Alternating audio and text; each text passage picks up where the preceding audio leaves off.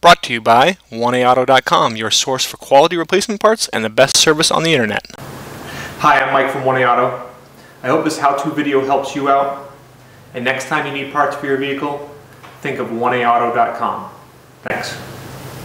In this video, we're going to show you how to service the front brakes on this 2005 Chevy Cobalt.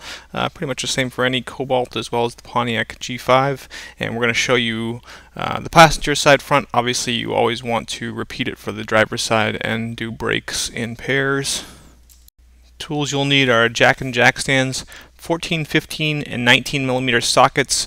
You could substitute your own tire iron for that 19 millimeter socket. Ratchet and breaker bar or a pipe for some extra leverage, a large flat blade screwdriver or a small pry bar, a large C-clamp, and some wire brush and grease if you notice that your caliper slides are stuck a little bit. As you'll see, the top slide in mine is stuck, so I have to pull it out, clean it, and put it back in. Start out by removing the little caps that hold the wheel cover in place. Obviously missing two on this vehicle. Then if you don't have the benefit of air tools, start with your wheel and tire on the ground, loosen the lug nuts, then raise and support your vehicle and remove the lug nuts and the wheel and tire.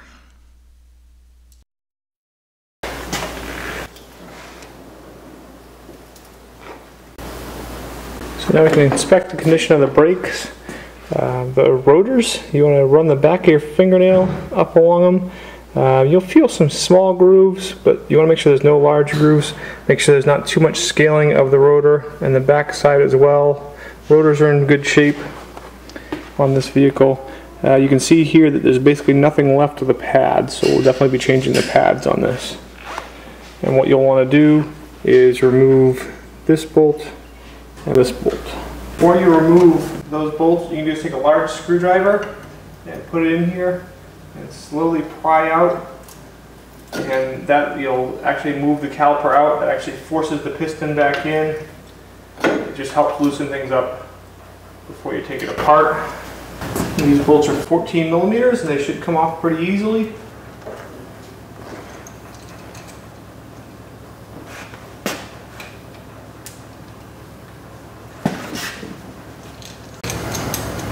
Just speed up here as I remove those the rest of the way.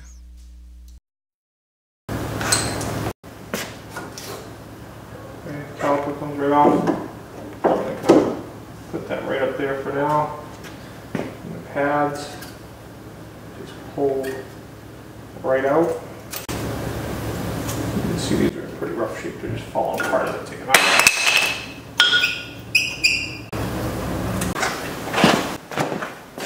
Use a screwdriver. Out. If you want to replace your rotor, you'd remove two bolts here and here. They're 15 millimeter. I'm going to use a ratchet. I'm also going to use a piece of pipe. Gives me some extra leverage.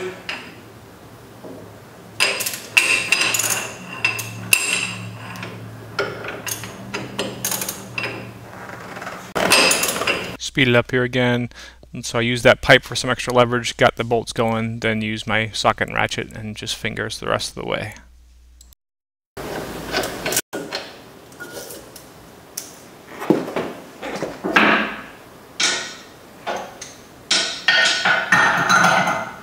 Okay, then the rotor comes right off.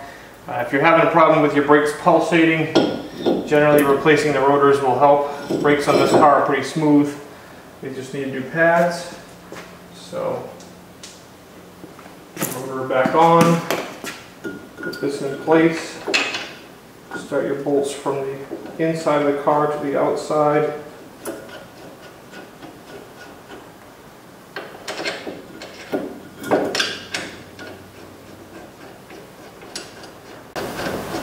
Torque these caliper bracket bolts to 80 foot-pounds.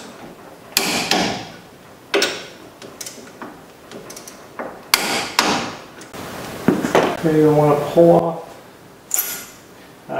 Depending on which brake shoes you order, they may or may not come with new stainless steel slides. If they don't come with new ones, just wire brush the old ones. These do come with new ones.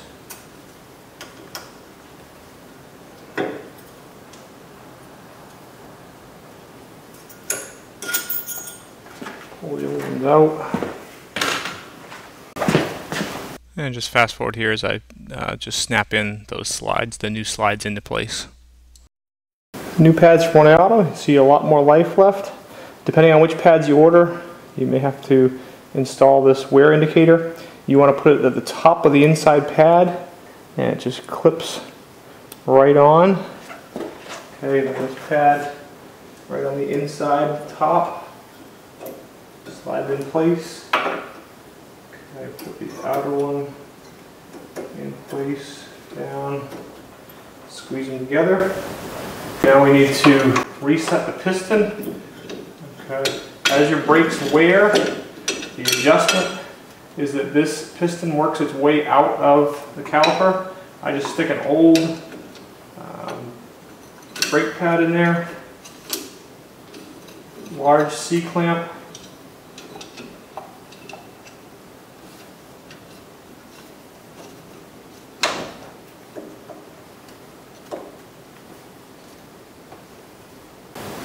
Okay. Slowly tighten up the C-clamp, and it forces the piston back into the caliper.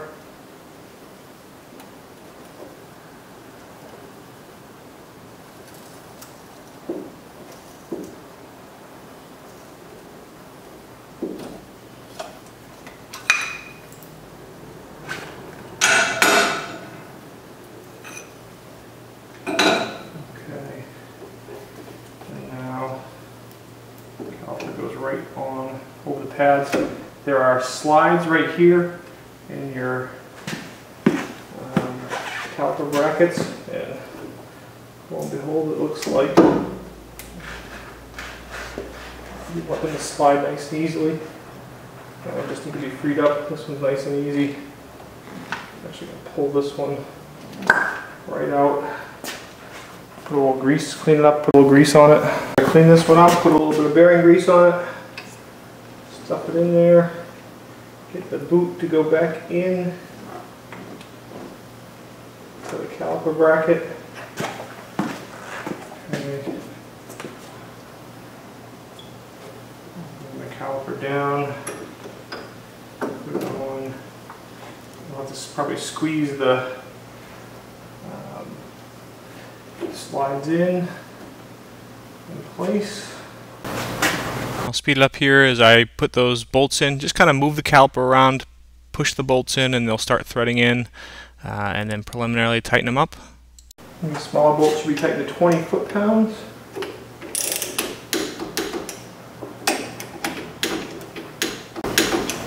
And fast forward again, straighten out the wheels, put the wheel and tire in place.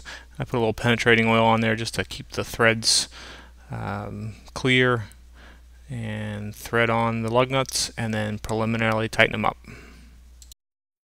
With the wheel back on the ground, torque the lug nuts to 100 foot-pounds, then replace your wheel cover, and you can just kind of hand put the caps back on. That'll hold it in place. Always pump the brakes up, make sure you get a good firm brake pedal, then try stops from 5 and 10 miles an hour before road testing the vehicle. We hope this helps you out. Brought to you by www.oneauto.com, your source for quality replacement parts and the best service on the internet. Please feel free to call us toll-free 888-844-3393. We're the company that's here for you on the internet and in person.